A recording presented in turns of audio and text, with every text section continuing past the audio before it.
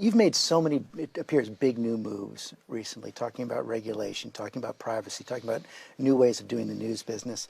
Is the big message from you right now, Facebook gets it, we're going to change? Well, yeah, I think in a lot of ways over the last few years, we have changed significantly how we've run the company. We are dealing with a lot of major social issues, right? Everything from policing harmful content to protecting the integrity of elections to making sure the data privacy controls are strong. And the big journey that we've been on over the last few years is really getting much more proactive about seeking out where there might be issues and making sure we're investing appropriately to handle them. We now are doing way more on each of those fronts in order to identify issues that come up and get ahead. The issues keep coming in. Even as we were just about to sit down, I got a bulletin from Bloomberg News. I'll pull it up right now. It says that Facebook user data is still showing in places it shouldn't. Researchers at a cybersecurity firm found troves of user information hiding in plain sight, apparently millions of records on the Amazon cloud. Are we going to keep seeing surprises like this? Well, I just saw that. So we're still looking into this. And, in general, we work with developers to make sure that they're respecting people's information and using it in only ways that they want. But, one of the reasons why I wrote this op-ed over the weekend around areas where I think regulation would be helpful, where it would be useful to spell out clearly what the responsibilities that we want companies and people and governments to have, are I think as we work through a lot of these issues, there are a lot of decisions that I just think people don't want a single private company to be making. Right? So, for example, hard for you to move like that, to actually call in for regulation? Well, I've spent most of the last few years trying to address these major social issues that we find ourselves at the center of. So everything from policing harmful content to preventing election interference to making sure that we have strong data controls in place. And I'm proud of the progress that we've made. There's a lot more to do, but we've made a lot of progress over the last couple of years. And one of the things that I now have more of an appreciation about is that in each of these areas, there's a question of what decisions should be left to a private company to make, especially around things like speech and expression for so many people around the world, and where should we have either industry or more government regulation. And I can give you a few examples of where I think that this is really important. After 2016, when we saw what Russia tried to do in interfering in the election, we've implemented a lot of different measures to verify any advertiser who's running a political ad, to create an archive of all of the political ads so anyone can see what advertisers are running, who they're targeting, how much they're paying, any other ads that they say. But one of the things that's unclear is actually what is the definition of a political ad? Right, and that's a really fundamental question for this. Does it have to say vote for or vote against, for example? Well, yeah, so that's exactly right. All of the laws around political advertising today primarily focus on a candidate and an election, right? So vote for this candidate in this election. But that's not primarily what we saw Russia trying to do and other folks who are trying to interfere in elections. What we saw them doing was talking about divisive political issues. They'd run simultaneously different campaigns on social media trying to argue for immigration or against immigration. And the goal wasn't actually to advance the issue forward. It was just to rile people up and be divisive. But the current laws around what is political advertising don't consider discussing issues to be political. So that's just one of the examples of where, it's not clear to me after working on this for a few years now that we want a private company to be making that kind of a fundamental decision about, what is political speech and how should that be regulated. That seems like something that there should be a more democratic process around. And how do you respond to some who say, but wait a second, that's your responsibility. It's your platform. It's your company. Well, I think broadly we would say that that setting the rules around political advertising is not a company's job. Right? I mean, there's been plenty of rules in the past. It's just that at this point, they're not updated to the modern threats that we face, or the modern kinds of nation-state trying to interfere in each other's elections. We need new rules, right? It's not, you can't say that an election is just, some period before people go to vote. I mean, the kind of information operations that these folks are trying to do now are ongoing permanently. So I just think that we need new rules on this. Now, at Facebook, we're doing the best that we can on each of these issues. But I think ideally you would have standards that you would want all of the major companies to be abiding by. You're already seeing the FCC push back fairly hard against this. Two commissioners, I think, saying, no, we don't want to get into the business of policing the First Amendment. Yeah, I don't think that that's what this is, though. Where I think you can say that kind of any regulation around what someone says online is protected, but I think that's clearly not right today. I mean, we already do have regulations around what you can do in terms of political advertising, and even without getting into saying, okay, here's the type of content, here's what we're going to define as hate speech, for example, I still think it would be a positive step to demand that companies issue transparency reports around, well, here's the amount of content on your service. So that is every kind of harmful category. Here's the amount of hate speech. Here's the amount of misinformation. Here's the amount of bullying of children. Because by making that transparent, that puts more pressure on companies in order to be able to manage that, and people publicly can see which companies are actually doing a good job and improving, and which ones need to do more. We release our transparency report on how we're proactively finding all of these harmful kinds of content. Today it's every 6 months, but I've committed that we're going to get to every quarter, because I actually think that it's as important, that kind of a transparency report around content, as the quarterly financial statements that we report. I mean, this is like really critical stuff for society. So I don't think that anyone would say that having companies have to be transparent about the amounts of harmful content is any kind of First Amendment issue. So can you drill down on a little more? What do you envision when you see this regulation? Who's doing it? What exactly are they doing? Well, it's different things in each category. For policing harmful content, I think it should start with transparency of every major internet service about take every single content of category of harmful content, and I think you should have to basically report what the prevalence of that. So, what % of the content on your service is inciting violence, for example, or hate speech, and then you should have to report how much of that you identified proactively and built systems to go get and be able to manage, versus how much of it did someone in your community have to tell you about, and you had to deal with it reactively. So that's the first step. So you put out the report. What happens to it? Then I think, so that gets to enforcement. I think companies should be responsible for having proactive enforcement of issues on their platforms, right? If someone is trying to spread terrorist propaganda, for example, that's an area that we've built systems that are quite advanced for now. Now, 99% of the ISIS and Al-Qaeda content that we take down, our AI systems identify and remove before any person sees it, right? So that's a good example of being proactive, and I think what we should hold all companies to account to be able to do. There's a separate question about how do you make the decision about what content should be allowed in the first place? And there, every country has a different tradition. In the U.S., we have the First Amendment and strong protections around free speech. So maybe the government won't get involved directly in deciding that. But one of the things that we're trying to do at Facebook right now is set up an independent oversight board for content. So you can kind of think about this almost like a judicial structure. It's going to be about 40 people who are experts on free speech and safety. And the way it's going to work is that if you're in the community and we make a decision on your content, if we take something down that you think is valid expression, you're going to be able to appeal that to this oversight board, and they're going to have the binding authority to make a decision. So at that point, it doesn't matter what I think or what our teams think. If they think that's valid expression and that needs to be up, or if they think it's going to be harmful to people and it needs to come down, then that's what's going to happen. Well, you just made me think of that famous line from Potter Stewart, the Supreme Court pornography. You know it when you see it. This stuff is hard to figure out, even by a board of 40 experts.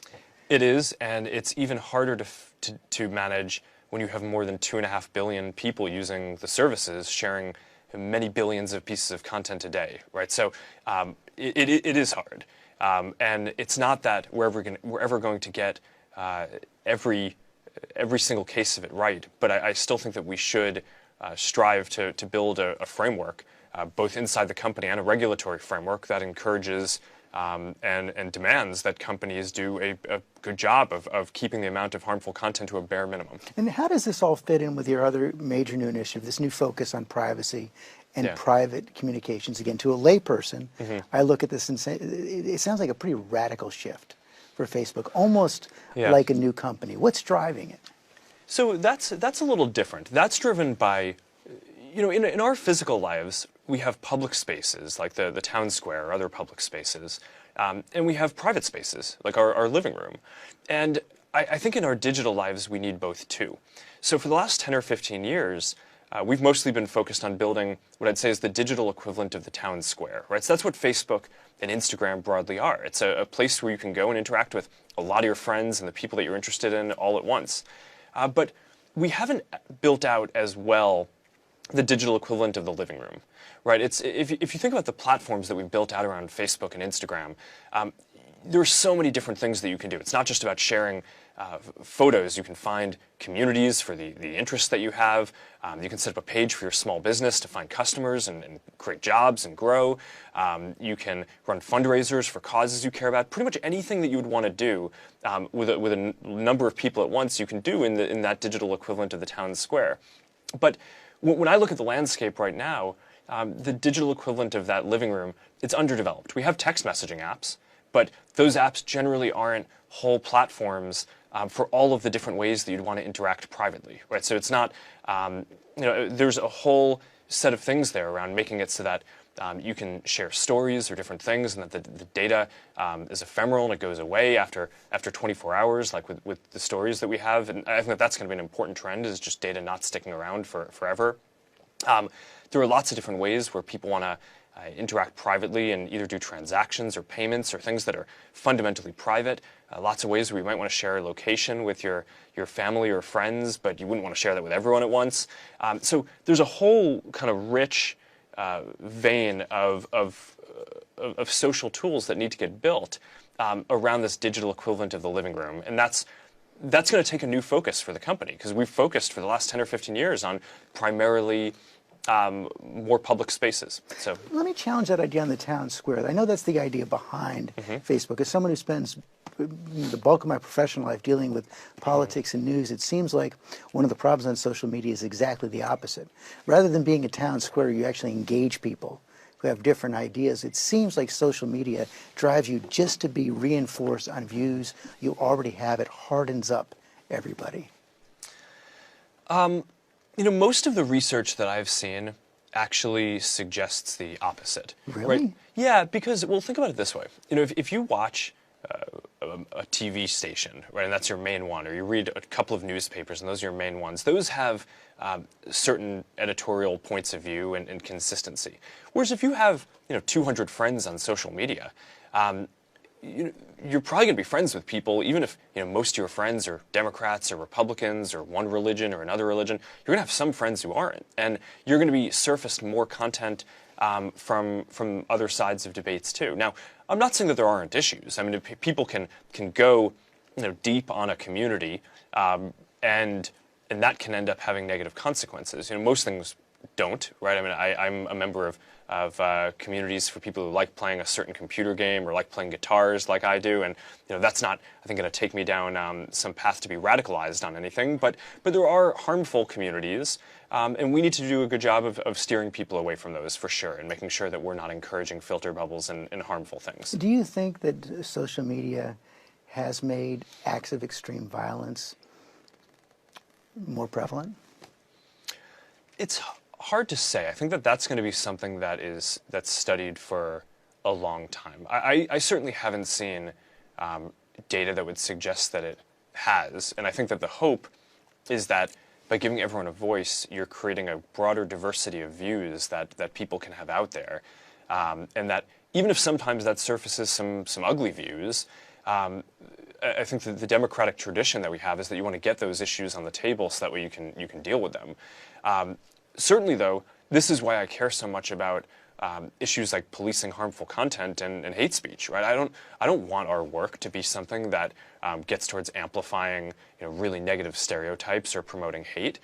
So that's why we're investing so much in building up these AI systems. Now we have 30,000 people who are doing content and security review to do as best of a job as we can at proactively identifying and removing that kind of harmful content. What did you learn from the New Zealand experience a few weeks back? It took about an hour to take down that live video. Clearly, it seemed like this was intended to happen on social media. What did you learn about it? What more can be done to stop it?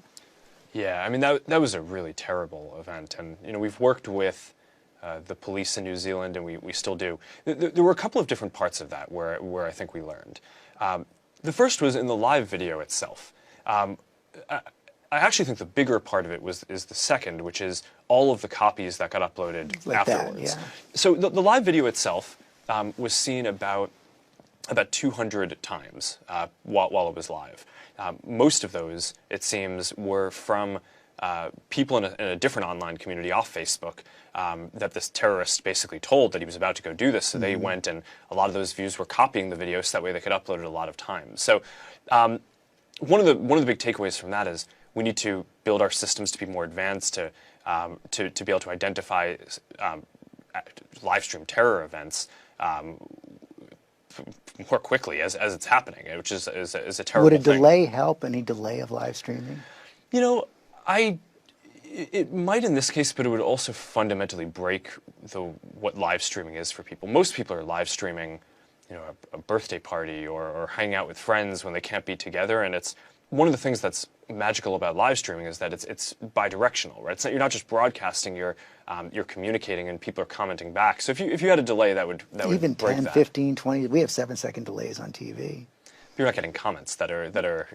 No, we get a lot of comments. But well, yeah, but afterwards. but going back to the point, one of the things that we saw was people basically, of those 200 people who saw this video while it was live, a lot of them copied it and then made different versions of the video that they tried to upload. In the first 24 hours, our systems automatically took down 1.2 million copies of that video that people were trying to upload. And then we took down another 300,000 that people flagged us that our systems didn't catch proactively. But one of the things that this flagged for me overall was the extent to which bad actors are going to try to get around our systems. It wasn't just one copy of the video. There were 800 different versions of that video that people tried to upload, and often they made slightly different versions of it to try to get around our systems that would catch the videos as people tried to upload them. So it gets back to some of these issues around policing harmful content, around preventing election interference. These aren't things that you ever fully solve, right? They're ongoing arms races where we need to make sure that our systems stay ahead of the sophisticated bad actors who are just always going to try to game them. And that's just part of the dynamic that we're in, and we need to always keep on investing more to stay ahead of that. Looking ahead to 2020, are you ahead right now? I'm confident in where we are now because there have been a number of major elections since 2016 where the results have been relatively clean on this front. We've learned a lot since 2016, where obviously we were behind where we needed to be on defenses for nation states trying to interfere. Now we verify the identity of anyone trying to run a political ad or administer a large page that gets a lot of distribution. We have a political ads archive, so anyone who's running an ad, or you can search through all of the political ads and see who ran the ads, who they targeted, how much they paid, what other ads they ran. We have much better collaborations with law enforcement and election commissions and intelligence communities around the world in order to be able to identify where nation states might be trying to interfere. And the systems overall have just gotten quite robust. I think we at this point have probably some of the most advanced systems of any company or government in the world for preventing the kind of tactics that Russia and now other countries as well have tried, kind of copying what Russia did in 2016. But the reality is that there's not like a single thing that we can do and say, all right, we put this in place so now they can't even try to interfere. They're always going to try. So you can't guarantee it's not going to happen again. Well, what I can guarantee is that they're definitely going to try. That's what we see. So our job is to make the defenses stronger and stronger, to make it harder for them to do what they're doing, and to build the right partnerships with other folks in the industry and in the intelligence community, so that way together we can get a good sense of what is going on out there and help keep this safe. We're seeing this, I was reading this, we're seeing this play out in the Indian elections this week as well. Even if you're not dealing with foreign actors, seems so easy right now to put out fake videos, inflammatory videos, things that are going to impact an election, that it seems like there's almost no way to police them all. Well, I think it's true that there is no way to stop 100% of crime or bad activity, but you can take out a lot of it, right? And so one of the things that we have gotten quite good at is finding patterns of behavior, right? So if you're Russia, for example, and you're setting up 1,000 fake accounts that are going to operate in some coordinated way as part of an information campaign, then those accounts aren't really behaving the way that normal people on Facebook or WhatsApp or Instagram are behaving. So you could build automated systems that can flag those. Or we can build partnerships with the intelligence community, and often they'll give us a tip and say, hey, we think that there might be some bad activity coming from this IP range somewhere. Maybe you should look into this and check it out, and then we can take those down. So across all the different services, even WhatsApp, which is fully encrypted, we can do a pretty good job of taking down these coordinated networks of accounts. And that certainly has emerged as one of the most important tactics. Because if you take down the networks of bad accounts before they're actually able to pour out a lot of misinformation or bad content, that's certainly preferable to dealing with it by finding bad content after they've already posted it. You've mentioned a couple of times the experiences over the last couple of years. How surprised were you by the hits Facebook took? Well, more surprised than I should have been. I think in retrospect, one of the big reflections was that I'm a very idealistic person, right? I built this because I believe that giving everyone a voice is going to be a positive thing, and I still believe that.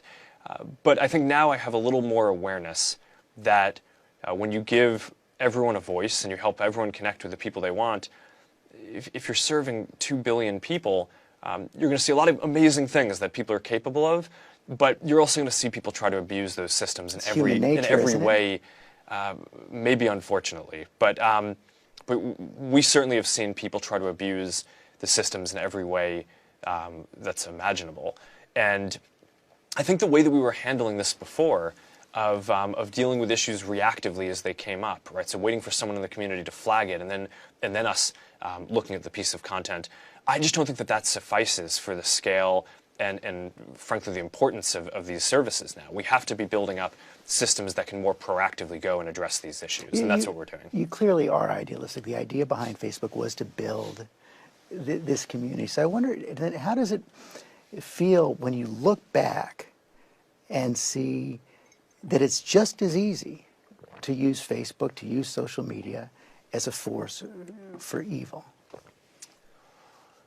Well, I don't think technology is inherently good or bad, but I think it enables people to do what they want. I think people are more good than bad, but I think that we have a deep responsibility to make sure that we can amplify the good things that people do and to mitigate and remove as much of the negative as possible. And I do believe still, overall, giving people a voice is a positive thing. Helping people connect with the people they want is positive.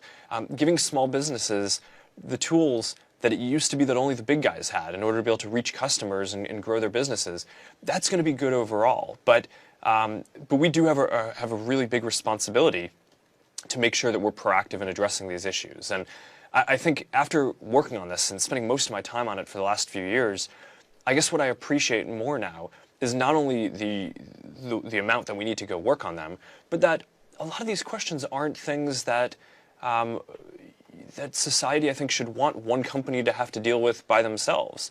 I think if we were designing the rules for the internet from scratch today, we would not want a private company to have to make as many of these fundamental decisions around what expression is good and bad, what is political and not, as we're in the position to do today. That gets to the question of, could you have ever imagined that Facebook would have this kind of scale. I was actually texting with my daughter this morning. She's 16.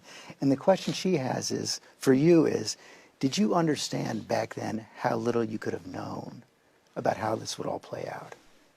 No, I didn't expect this. I actually thought when I was getting started with this that someone would build this one day.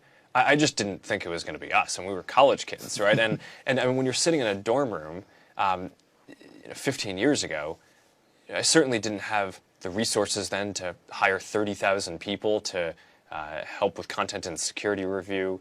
Back then the AI systems didn't exist to be able to do the work that we need to do to proactively find terrorist content or election interference or any of the things that we now need to.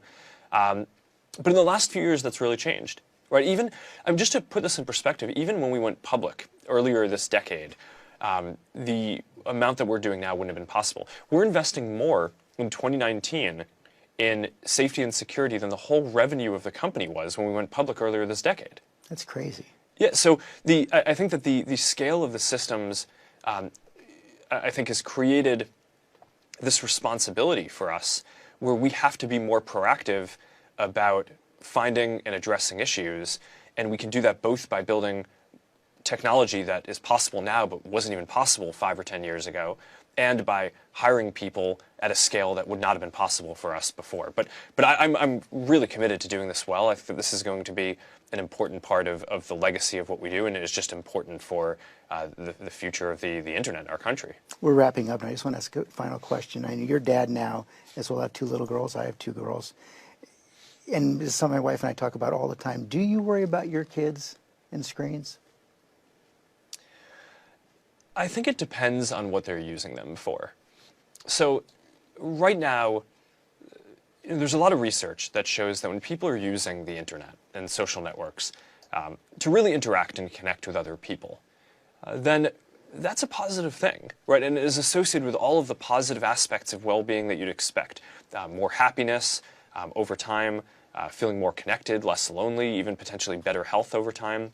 But when you're using a screen to just consume, right, and not really have a deep connection with someone, then it's not associated with all those same positive things. So I hope that we build services here that help people connect in that kind of a meaningful way. Everything from being able to video chat and have that kind of deep sense of presence even when I'm not there. When I'm traveling, I can see my kids, and that's great, right? I think that that's really important. But one of the things that I'm very mindful of is to make sure that the services that we're building help to create meaningful interactions between people, and not just a place where people can zone out and consume content for a long time. And you're still idealistic? Yes, although I think now I have probably more of an understanding of some of the issues that we have to deal with, and more of an appreciation of what we need to go do to do that. Mark Zuckerberg, thanks a lot. Thank you. Thanks. Great.